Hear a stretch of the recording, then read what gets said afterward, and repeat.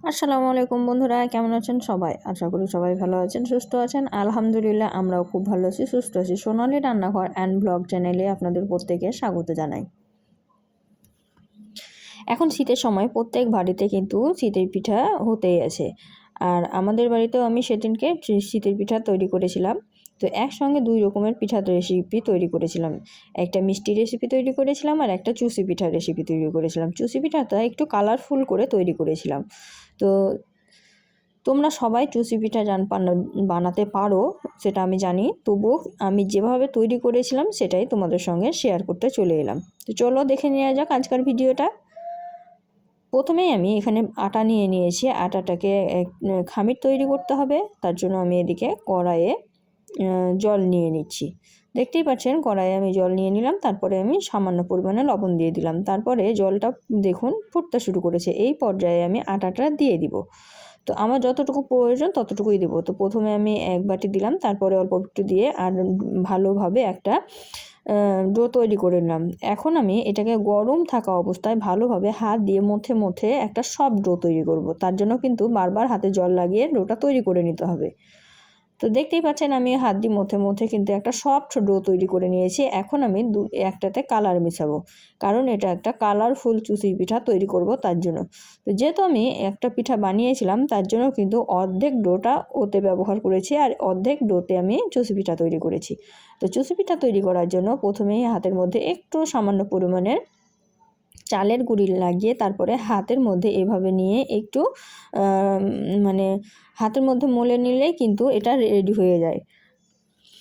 অনেকেই কিন্তু দেখায় যে ছাঁকনিতে চালনাতে সব কিছুতে হয়, কিন্তু এইভাবেই সব থেকে পারফেক্ট হয়। যতগুলো আমি ভিডিও দেখেছি সবগুলোতেই কিন্তু দেখায় যে গ্রেটারে হয় বা ছাঁকনিতে হয়, কিন্তু কোনো কিছুতেই হয় না, হাত দিয়েই সব থেকে পারফেক্ট হয়। তো এইভাবে কিন্তু ঝটপট হয়েও যায়। তো দেখতেই পাচ্ছেন বেশ কয়েকটা আমি তৈরি করে দেখালাম, দেখুন কত সুন্দর সাইজের হয়েছে। তো একইভাবে অফ ক্যামেরায় আমি অনেকগুলো পিঠা তৈরি করে নিয়েছি। আর আমি অল্প পরিমাণে আটাও রেখে দিয়েছি, কারণ এখানে কিন্তু এই পিঠাটা তৈরি করতে চালের গুঁড়োরও প্রয়োজন হয়, চালের গুঁড়ি ব্যবহার করা হয়। তো দেখো আমি অনেকগুলো তৈরি করে নিচ্ছি। আমরা আমাদের সদস্য অনুযায়ী তৈরি করে নিচ্ছি, তোমরা তোমাদের সদস্য অনুযায়ী তৈরি করে নেবে। তারপরে আমি ওপর থেকে আরেকটু আটা ছড়িয়ে দিলাম, চালের গুঁড়ি। তো এদিকে আমি দুধটা আগে থেকেই বসিয়ে দিয়েছিলাম, এখন দুধের মধ্যে আমি এটা অ্যাড করে দিচ্ছি। এটা যে গরম দুধের মধ্যেই দিতে হবে তার কোনো মানে নেই, ঠান্ডা দুধের মধ্যেও দেওয়া যায়। তো যেহেতু আমি চালের গুঁড়ি ব্যবহার করেছি তার জন্য কিন্তু অনবরত নাড়াচাড়া করতে হবে, তা না হলে কিন্তু তলায় লেগে যাবে। তো দুধটা এখন পর্যন্ত ফুটেনি, তারপরেও কিন্তু ঘন হতে শুরু করে দিয়েছে। আপনারা যদি একটু লক্ষ্য করেন ভালোভাবে তাহলেই বুঝতে পারবেন যে এটা ঘন হতে শুরু করে দিয়েছে আর এই দুধটা ফুটে ওঠেনি। আর যখন ফুটে উঠবে তখন একদমই ঠিক হয়ে যাবে, একদম ঘন হয়ে যাবে। তো যেহেতু চালের আটা দেওয়া আছে তাই অনবরত নাড়াচাড়া করতে হবে আর একটু সাবধানে নাড়াচাড়া করতে হবে, যাতে করে আমার টুসি পিঠাগুলো ভেঙে না যায়। তো দেখতেই পাচ্ছেন দুধটা কিন্তু একটু ফুটবো হয়েছে, গরম হতে শুরু করে দিয়েছে। আর এই সময় কিন্তু দেখতে পাচ্ছেন অনেকটা গাঢ় হতে শুরু করে দিয়েছে।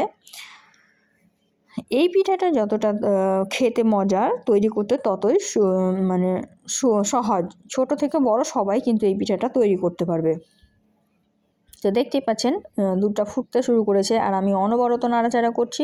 আর চুষি পিঠাগুলো কিন্তু সুন্দরভাবে সিদ্ধ হয়ে গেছে। এই পিঠাটা খুব সহজেই সিদ্ধ হয়ে যায়, তার জন্য আমি 1 কাপ চিনি দিয়ে দিলাম, চায়ের কাপের 1 কাপ। আপনারা যদি কম বেশি করে খেতে চান কম বেশি করতে পারেন। তারপরে একটু সুন্দর সেন্ট আসার জন্য একটা এলাচ ফাটিয়ে দিয়ে দিলাম। তারপরে আমি নাড়াচাড়া করে দিচ্ছি। আর এটা দেখুন কতটা গাঢ় হয়েছে, অনেক গাঢ় হয়ে গেছে আর কালারটাও অনেক চেঞ্জ হয়ে গেছে। আর এটা সাদা আর পিঙ্কে মিক্সড করে দিয়েছি, তার জন্য অনেকটা কালারফুল লাগছে, দেখতেও কিন্তু অনেক সুন্দর লাগছে। আপনারা যদি চান যে কোনো রকম ফুড কালার মিক্সড করব না, তাহলে কিন্তু সিম্পল নর্মালি রেখে দিতে পারেন সাদা কালারে। আমাকে একটু কালার ভালো লাগে, কালারফুল ভালো লাগে, তার জন্যই আমি কালারটা ব্যবহার করেছিলাম। তো চুষি পিঠার রেসিপিটা কিন্তু প্রায় কমপ্লিট হয়ে এসেছে। দেখতেই পাচ্ছেন কত সুন্দর সিদ্ধ হয়েছে, অনেকটা ফুলে গেছে। আর এটা কিন্তু আমার পুরোটাই রেডি হয়ে গেছে। আমি আপনার বোঝার সুবিধার্থে এটাকে তুলে দেখাচ্ছি। আর এই পিঠাটা কিন্তু অনেক সফট হয়, তাই সাবধানে নাড়াচাড়া করতে হয়। তো এটা আমার একদম পারফেক্টভাবে হয়ে গেল। তো দেখলেন তো কত সহজেই চুষি পিঠা বানিয়ে নেওয়া যায়।